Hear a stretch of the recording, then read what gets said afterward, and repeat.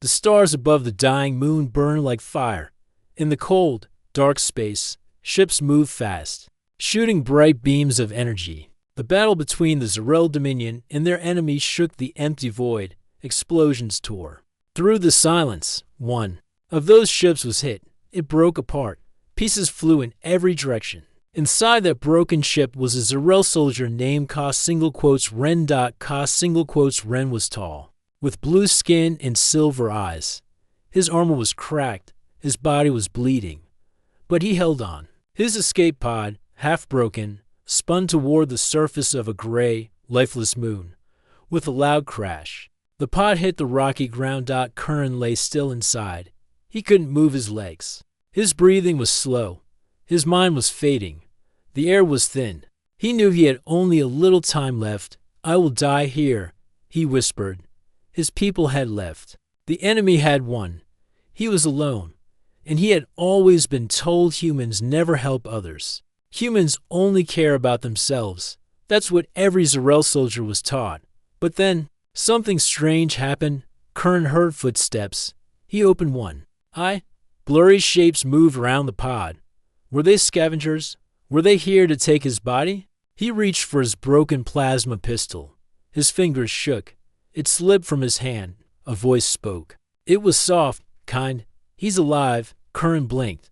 That voice, it didn't sound angry. Another voice spoke, this one deeper. He's badly hurt. We need to take him back to the ship, fast. Curran tried to speak, but his throat was dry. He couldn't understand the words well. It was human standard language. But their tone didn't sound cruel. Warm hands lifted him. He flinched, expecting pain. Instead, a woman's voice said gently, "You're going to be okay. We've got you." Curran's vision turned white. His thoughts became dust. Then everything went dark. When Curran opened his eyes again, soft lights glowed above him. A soft beep echoed near his ear. He turned his head slightly and saw smooth white walls, clean, bright, safe. He was not dead. He was not in a prison cell. He was in a human medical room. His heart beat faster. Panic filled his chest. He tried to sit up. Pain shot through his side. He groaned. The door opened. A human woman walked in. She wore a white uniform. She smiled. "You're awake," she said. "That's good." Curran stared at her, confused. He opened his mouth. "Where am I?" "You're on our exploration ship, the Horizon Star," she replied. "I'm Lena. I'm a nurse." Curran blinked. "You help me?" Lena nodded. "We found your escape pod. You were close to death, but we fixed your wounds." He didn't speak. He didn't know what to say. Why would humans help him? He was a Zarel soldier, their enemy, their rival in war. Curran looked at her eyes. They were soft, not angry, not afraid. "Why?" he finally asked. "Why save me?" Lena sat beside him. "Because it's the right thing to do." That answer confused him even more. Later, Curran was moved to a quiet room with a window. Outside, he could see the stars.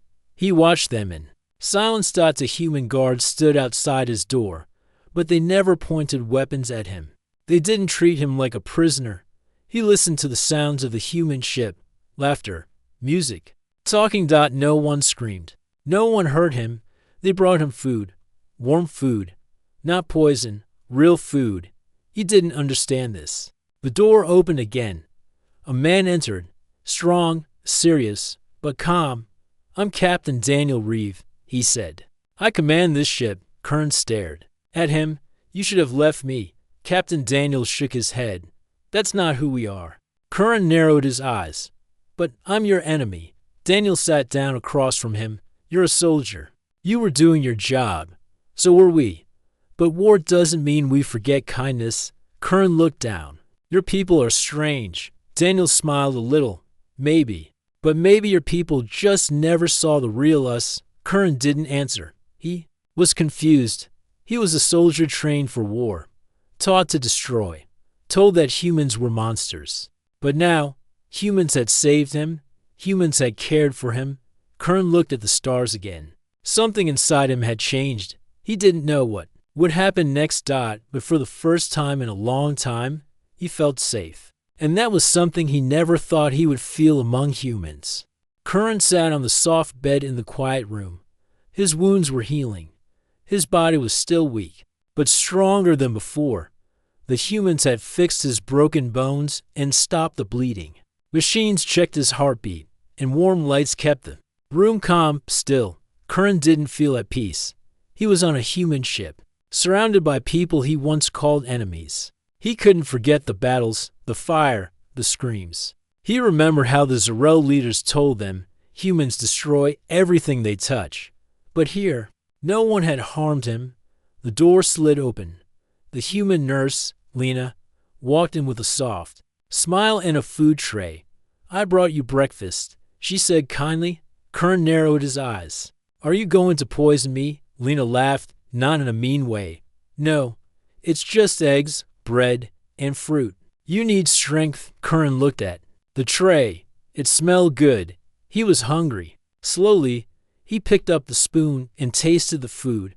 It was warm and soft. Lena watched him. "You don't trust us, do you?" He nodded slowly. "My people taught me not to, but we didn't hurt you," she said gently. "We helped you." Curran looked at her. "Why, I'm your enemy." Lena sat down in the chair beside the bed. "Maybe in war, yes. But here, you're just someone who needed help. That's all." He didn't answer. He ate in silence. But her words stayed in his mind. Later that day, Curran tried to stand. His legs shook. He leaned against the wall, breathing hard. A voice came from the hallway. "Want some help?" It was Captain Daniel Reeve. Curran hesitated, then nodded. Daniel walked in and gave Curran a strong arm to hold. Together, they walked slowly around the room. "You heal fast," Daniel said. "Your species is tough." Curran gave a short nod. "Zarel soldiers are trained to survive." Daniel chuckled. "Looks like the training worked." They stopped near the window. Outside, stars twinkled like tiny lights in the dark. "Do you miss your people?" Daniel asked. Curran didn't answer right away. "I don't know if they miss me." Daniel looked at him. "They might think you're dead." "Maybe," Curran said, "or captured." Daniel paused. "You're not a prisoner. You're free to go when you're strong enough." Curran looked surprised. "You trust me?" Daniel smiled. "Not fully. But I believe people can change." Curran felt something shift in his heart. These humans were not what he expected. Days passed. Curran's body healed more each day. He walked without help now. He ate meals in the small dining room. Sometimes other humans sat near him. They didn't speak much, but they didn't stare or act rude either. One afternoon, Lena took him on a short tour of the ship. "This is the observation deck," she said, pointing to a large room with a wide window showing deep space. Curran stared out. It was beautiful, quiet, endless. "Your world must be different," Lena said softly. Curran nodded. "Zarel is full of rules, orders, no smiles, no kindness like this." Lena looked at him. "Maybe that's why your people fear us. They don't understand peace." Curran turned to her. "They say humans are wild, dangerous." Lena smiled. "Sometimes we are, but we also care. We build, we save." Curran didn't know what to say, but inside, something new was growing. A question he had never asked before. What if my people were wrong? That evening, Curran sat in the engine room, watching the human mechanics work. Sparks flew, tools clanked, voices shouted back and forth, but not in anger, just busy teamwork. A young mechanic dropped a tool and cursed. Then he saw Curran and smiled awkwardly. "Sorry." The man said, "Didn't mean to scare you." Curran shook his head. "It's fine, just watching." "You ever fixed ships before?" the mechanic asked. Curran nodded. "A little. I know how to repair shields and fuel cores." "Cool," the human said. "Maybe you can help tomorrow." Curran blinked. "You will let me?" "Why not?" The man shrugged. "Extra hands are always good." Curran felt surprised but also pleased. That night, Curran sat in his room, looking at the stars again. He thought about his people, the Zarel High Command, the endless war, the cold orders. He thought about Linus' smile, Daniel's trust, the mechanic's invitation. All of it felt strange, but good. Could he really trust these humans, or was it a trick? He didn't have all the answers yet, but one thing was clear: these humans had shown him more kindness in a few days than his own people had in years, and that made him wonder. What else had he been wrong about? As sleep came over him, Curran whispered to himself, maybe they're not monsters after all. Curran walked slowly through the quiet hallway of the Horizon Star. The ship hummed softly around him. Humans passed by, busy with their work, but no one gave him angry looks. Some even nodded at him with respect. He still wore simple clothes, clean, comfortable human clothes. His Zarel armor was locked away. The humans had saved it for him, but he had no desire to wear it again. It reminded him of war, of pain, of orders that made no sense, but memories were not easy to forget. That night, Curran couldn't sleep. He lay on his bed, eyes open, staring at the ceiling. Then, like a wave, the past returned. He remembered his unique, strong Zarel soldiers, loyal and proud. He saw their faces. Their voices came back. They used to laugh together, train together, follow orders without question. Then the battle came, the ambush, the explosions, the screaming in his ears. His commander's voice saying, "Hold the line, no retreat." But Curran had been thrown from the ship. He watched it explode in the black sky. They were all gone. He was the only one left. In the morning, Curran sat alone in the ship's garden room. There were real plants growing here, green leaves, colorful flowers, and even soft music playing in the background. Captain Daniel entered and walked over to him. "You look tired," Daniel said. Sitting beside him, Curran nodded slowly. "I remember my squad last night. They're all gone." Daniel stayed quiet for a moment. Then he said, "I lost friends too." "We all did." Curran looked at him. "Do you ever wonder if the war was worth it?" Daniel sighed. "Every day. But we keep going. We tried to build something better." Curran frowned. "I followed orders. Never asked why. I thought we were the good ones." Daniel looked at the garden. "That's what war does. It teaches us to hate without reason." Curran asked, "Did you ever hate us?" Daniel nodded. "I did, until I saw what hate turned people into. That's when I chose something else." Curran stared at the plants. "What if I want to choose something else too?" Daniel gave a soft smile. "Then you're already different." Later, Curran joined the human mechanics again. They gave him a toolkit and welcomed him like he was one of them. He worked beside them, fixing a broken energy cable. "Not bad for a former enemy," joked a man named Markow. Curran smirked. "You humans break too many things." Everyone laughed. Even Curran chuckled. That moment felt warm, real. He didn't feel like an outsider anymore. That evening, Lena brought him a small box. "What is this?" Curran asked. She smiled. "Something to help you rest." He opened the box and found a music player with soft headphones. "I picked some peaceful songs," she said. "It might help with the memories." Curran looked at her, touched by the gesture. "Thank you." Lena sat beside him. "You've changed a lot since we found you." Curran nodded. "I'm starting to see things differently." Lena looked at him gently. "That takes courage." Curran turned his eyes to the stars outside the window. "Back home, they would call me weak." "Then maybe your home is wrong," she said. He didn't answer, but in his heart, he agreed. The next day, Curran stood on the bridge with Daniel. A message had arrived. A Zarel ship had entered a nearby system. It was searching for him. "They think you're a prisoner," Daniel said. "They might come for you." Curran's hands tightened. "I'm not their prisoner." "I know," Daniel said. "But they won't believe that." Curran looked at the stars.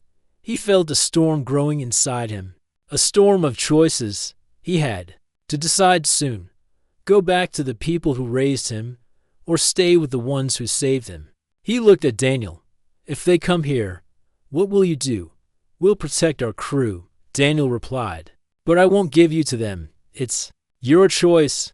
Curran nodded. "Thank you." That night, he sat alone again. He listened to the music Lena gave him. It was soft, peaceful, like a memory of a world without war. He thought of his fallen brothers, of the fire and death, of the lies he was told. Then he thought of Lina's kindness, Daniel's wisdom, the humans who laughed and worked beside him. He knew what his heart wanted, but the next step would not be easy still. Curran was no longer the same soldier who crashed on that moon. He had seen the truth, and the truth had changed him. The warning came through the ship's loudspeakers, cold and clear. Zerel Dominion warship detected. Prepare for communication. Captain Daniel Reeves stood on the bridge, eyes steady on the glowing screen. The large ship of Curran's people appeared like a dark shadow against the stars. Its engines hummed with power. The humans around Daniel moved calmly, but tension filled the air. Curran stood beside Daniel, heart pounding. This was the moment he feared. His past had caught up with him. A voice crackled through the speakers. The Zerel commander's tone was sharp and commanding. Return the prisoner Curran immediately, or we will take action. Curran's breath caught in his throat. I'm not a prisoner, he said quietly. Daniel answered firmly. Curran is not your prisoner. He was found wounded and rescued by us. He is free to choose where he stays. The Zerel commander's voice grew colder. He belongs to the Zerel Dominion. Return him now, or face consequences. Daniel met Curran's eyes. This is your choice. Curran's mind raced. If he went back, he might be punished for leaving. His people might force him to say bad things about the humans. He might lose the chance to see peace. If he stayed, he would be called a traitor. His people might never forgive him. He looked at the humans around him, the nurse Lena, the mechanic Marco, the captain Daniel, all trusting him, hoping he would stay. Curran felt a strong feeling rise inside. Not fear, not anger, but something new. I will not go back to be their prisoner, Curran said, his voice firm. The Zerel commander's voice cracked. Then you are a traitor. The Zerel Dominion will not forget. Daniel turned off the communication. They will try to find other ways, but we will protect you. Curran felt relief mixed with worry. He was safe now, but his decision had changed everything. Days passed. The Horizon Star moved through space, far from the war zones Curran trained with. The humans, learning their ways. He helped repair the ship. He shared stories with Lena and the crew. One evening, Lena asked quietly, "Do you miss your home?" Curran looked out the window at the stars. "I miss the people I loved, but I do not miss the war." Lena smiled softly. "Maybe you can find a new home here." Curran thought about it. Could humans be his new family? He felt hope for the first time. Suddenly, alarms rang through the ship. A known ship approaching fast, shouted a crew member. The Zerel warship was back. This time, it was closer, moving fast toward the Horizon Star. Captain Daniel ordered, "Prepare defenses, but no attack, unless fired upon." Curran stood on the bridge, heart racing. He stepped forward. "I want to speak to their commander again," Curran said. Daniel nodded and opened the communication channel. Curran took a deep breath and spoke clearly. "Zerel Dominion, this is Curran. I am not your prisoner. I was wounded and saved by the humans. I have chosen to stay with them." There was silence. Then the commander's voice returned, softer but still strong. "You have betrayed us. You do not belong here." Curran replied, "I belong where I am free, where I can choose peace." The commander was quiet again. Finally, he said, "This is not the end, Curran. We will come for you." The channel closed. The crew looked at Curran with respect. "You were brave," Daniel said. "You stood for what you believe." Curran felt strong, not just because of his body, but inside. He was no longer just a soldier. He was a new man, a new friend. Lena came close. "We are glad you chose us." Curran smiled. "Thank you for saving me." The stars outside shone bright and clear. Curran looked forward to a future he had never imagined, one filled with hope, friendship, and peace. The stars stretched wide and silent outside the windows of the Horizon Star. Curran stood on the bridge, looking at the vast space. His heart was heavy but steady. The warship of his people had left, but the threat still hung in the air like a shadow. Captain Daniel Reeves stepped beside him. "They won't give up easily," Daniel said quietly. "But we'll be ready." Curran nodded. He felt different now. He was no longer just a soldier following orders. He had seen kindness. He had learned trust. He had found something he never expected. Hope. Suddenly, the communication panel beeped. A secure channel opened. The face of the Zarel commander appeared, grim and serious. Curran. The commander said, "You have betrayed the Zarel Dominion. You will be punished." Curran met the commander's eyes with calm. "I am no longer your prisoner.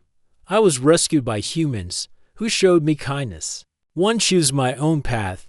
The commander's eyes flashed with anger. "Your choice will bring pain to those you love." Curran's voice was firm.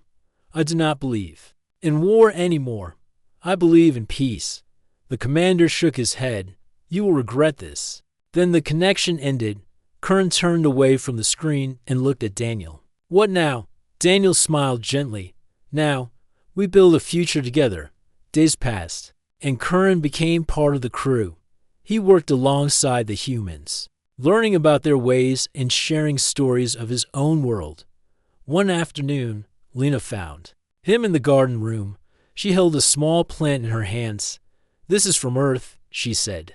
"A symbol of new life." Curran took the plant carefully. "It reminds me that even in the darkest places, life can grow." Lena smiled. "Just like you." Curran laughed softly. "I never thought I could feel this way about humans." She looked at him warmly. "Maybe they are more than your people taught." That night, Curran stood at the observation deck, watching the stars. Lena joined him, carrying 2 cups of warm tea.